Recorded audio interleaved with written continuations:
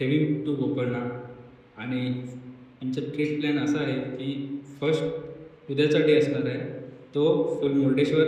And second day mean संडेला 14 तारीखला आमच्या गोकर्णाला. ॲट नाईट आम्ही आज रात्री 8 वाजता निघणार इथून आणि 8:45 ते रात्री 1:10ला मुर्डेश्वरवर पोचणार आहे. आणि तिकडे स्टे आज रात्री, उद्या सकाळी उठल्यावर दर्शन घेऊन सो आपण भेटूया तिथे डायरेक्ट. मालिक मालिक उठ जाइए मालिक, ट्रेन ट्रेन चली गई. बये बये बये बये गरीब गरीब.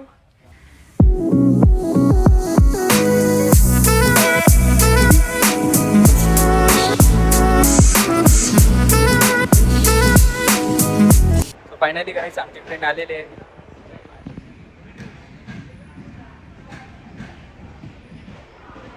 ऑलमोस्ट 10 o'clock आणि आम्ही निघणार आहे मुर्डेश्वरला.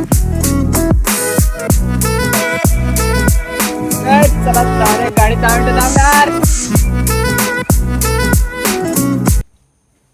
After a long journey we are to Murdeshwar.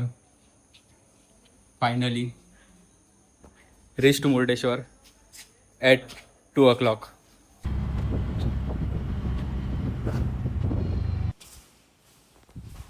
After long distance, we are in our residence.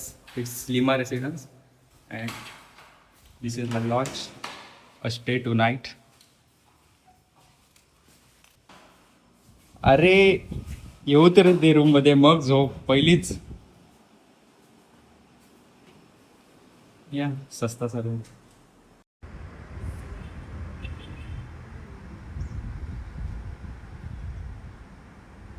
Good morning मित्रांनो. तर आमचा आज डे 1 आहे इन मुर्डेश्वर. तर आता आम्ही जाणार आहे मंदिरामध्ये दर्शनासाठी. सो पहिली रेडी होतो आणि मग भेटूयात मला.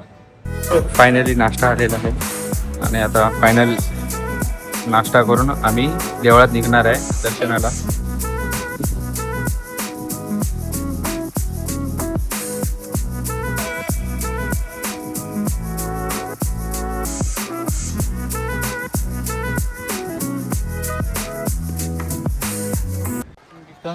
This is the temple.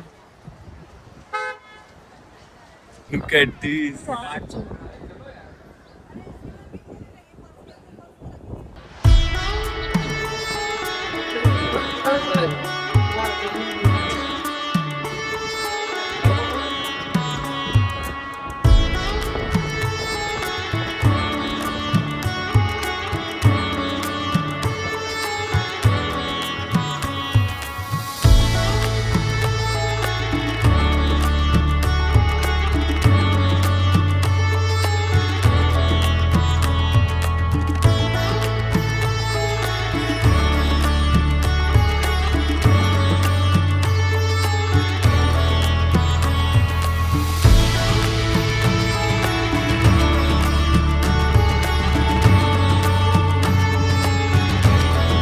भावांनो, आता आपण वरती टेम्पल आणि स्टॅच्यू दोन्ही बघायला जाणार आहे. आणि जो स्टॅच्यू आहे तो 123 फीटचा.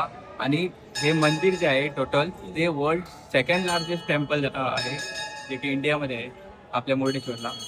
आणि सगळ्यात बेस्ट गोष्टीची की एवढं शांत वाटतं इथे, भरपूर मन खूप प्रसन्न वाटतं असल्या लोकेशनवरती आल्यावर. आणि आता पुढे बघूया आपण वरती जाऊन स्टॅच्यू.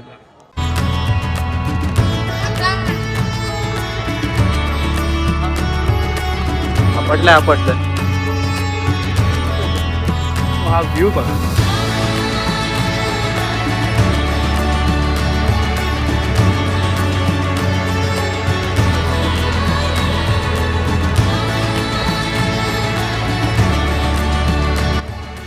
त्या सुंदर व्ह्यू नंतर आपण आता डायरेक्ट जाणार आहे वर.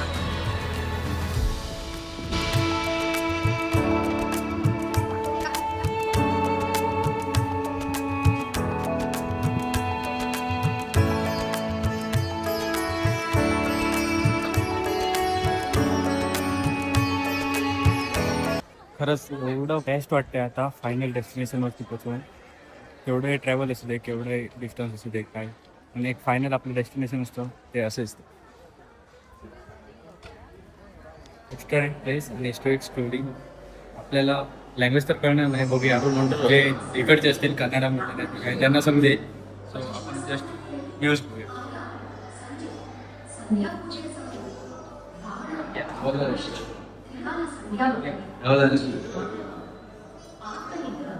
ನೆಲದಲ್ಲಿ ಇರುವ ಹಾಕಿದರು ದೀರ್ಘದವರಲ್ಲಿ ವಿವಾಹವನ್ನು ನೀವು ಅನುಭವಿಸಿ ಮುಂಚೆಯಲ್ಲಿ ನನ್ನ ಪ್ರಾರಂಭ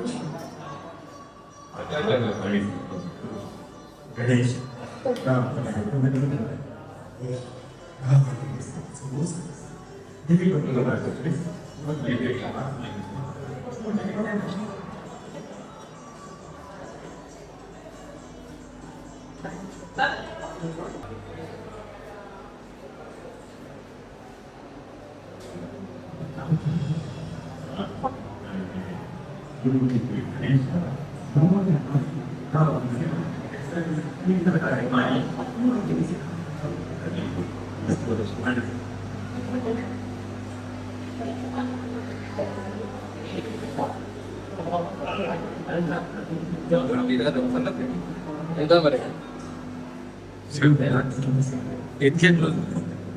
कंप्लीट येऊ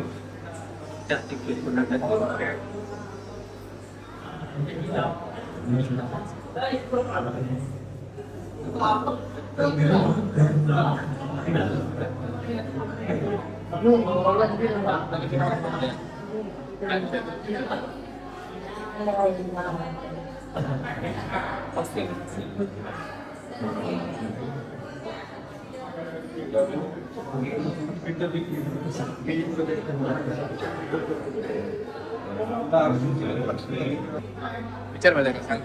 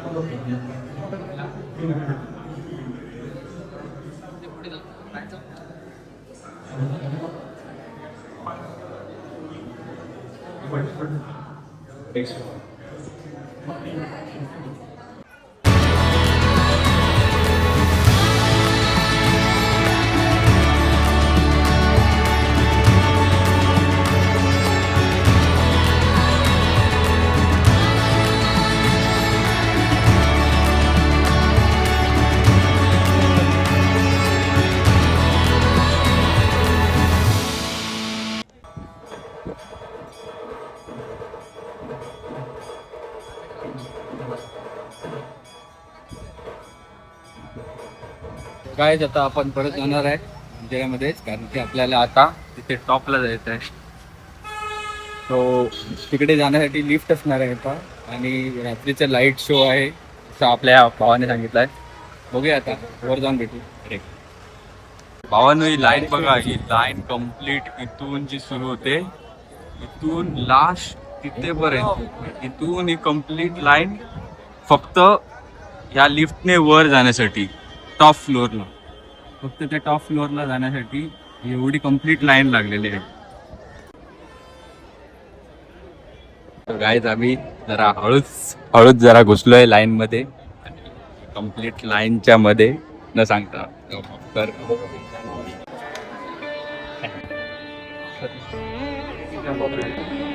Guys, finally we are on 18th floor and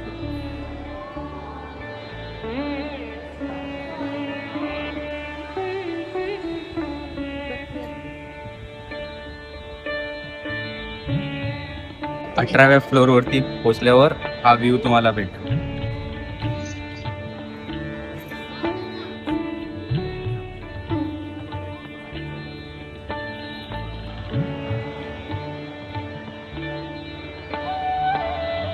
Look at the view, guys. Look at the view. काय दिसते, काय सुंदर, किती सुंदर.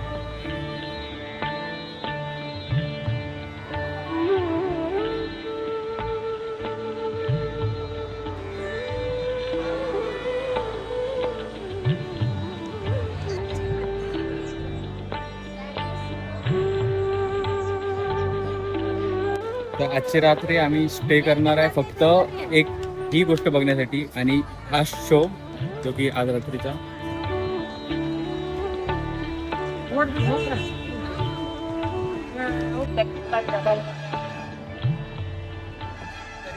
Happy belated Mahashivratri everyone. Gangpa Shiva.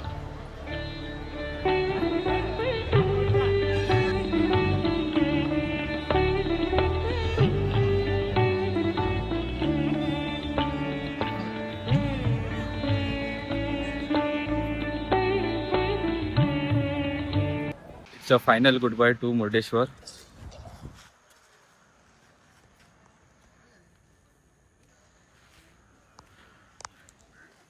आपण आता इथून गोकर्णाला जाणार आहोत आणि तिकडचे प्लेसेस महाबळेश्वर आणि Shiva's cave maybe I think try करणार शिवास केवला जाण्याचं, तिकडे एक्सप्लोअर करायचं, तिकडे दर्शन घ्यायचं देवाचं आणि then around 2 or 3 o'clock we will be return to home. तर बघूया आता, मिळूया डायरेक्ट गोकर्णाला.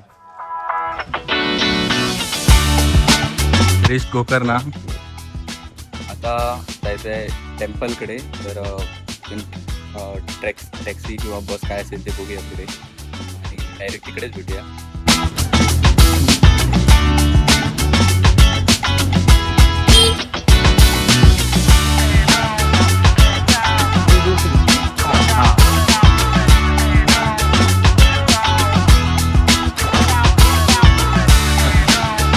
इथून पुढे मंदिर आहेत, आपण जाऊया आता तिथे.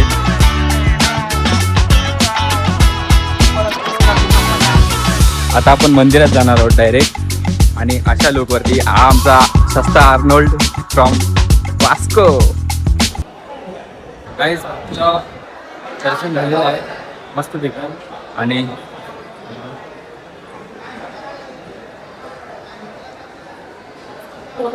चांगलं वाटलं. आतमध्ये भरपूरसे मंदिर आहेत आणि हे जे लाईन्स आहेत कंटिन्यू आजपर्यंत आहे.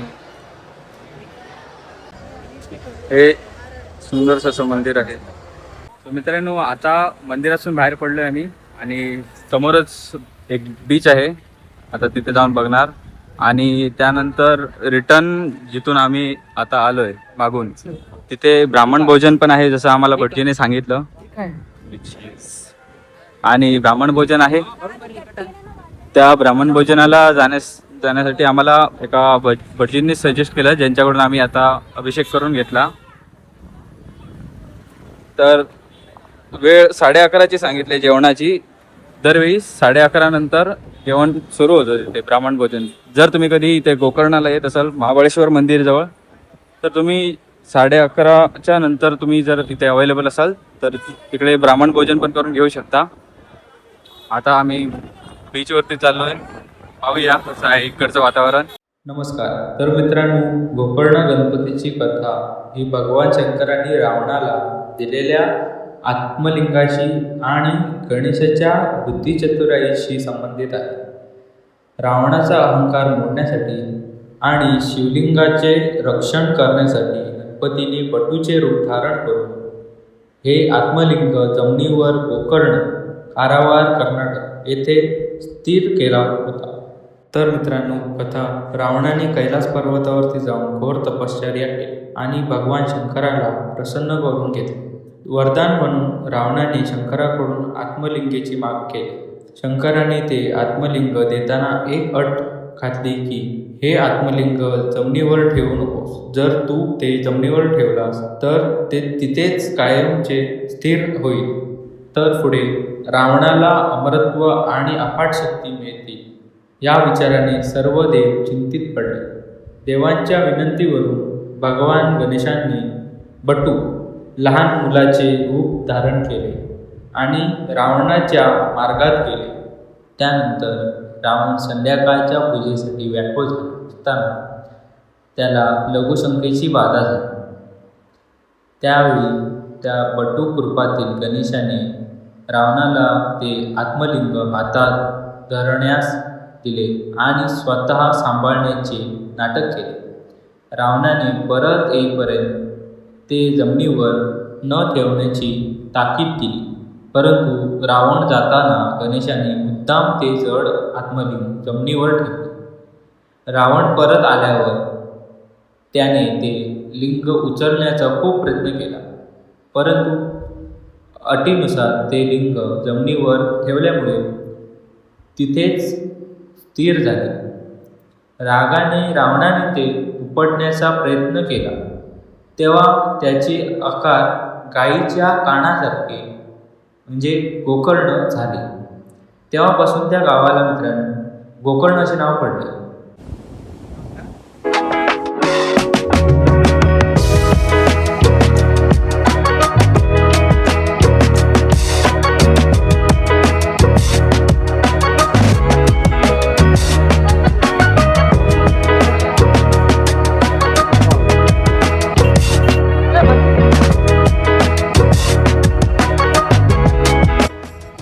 Finally guys leaving the Gokarna back to home. आता खरंच घरी चाललं कारण की एवढं टेम्परेचर आहे. आज आम्ही संध्याकाळपर्यंत थांबणार होतो कारण की तुम्हाला सांगितलं होतं तसं शिवास खेळ आणि ऑल करणार होतो, बट 31 डिग्री टेम्परेचर बघून खरंच हालत भरपूर बेकार आहे.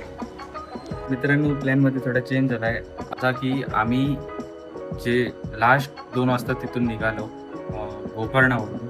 त्यानंतर आम्ही ट्रेन्स चेक केले, बसेस चेक केली, तर आम्हाला डायरेक्ट गोकर्ण ते मडगाव किंवा थेवीमपर्यंत किंवा पंजिमपर्यंतसुद्धा आम्हाला एकही कंटिन्यू ना ट्रेन ना बस मिळाली. तर आम्ही काय केलं की आम्हाला स्टेप बाय स्टेप शॉर्ट डिस्टन्सवरती बसेस चेंज करत यावे लागले. अकोलावरून कारवारवरून मडगाववरून पणजीवरून म्हापसा. आता म्हापसाला आम्ही येऊन स्टे करत आहे एका गेस्ट हाऊसमध्ये.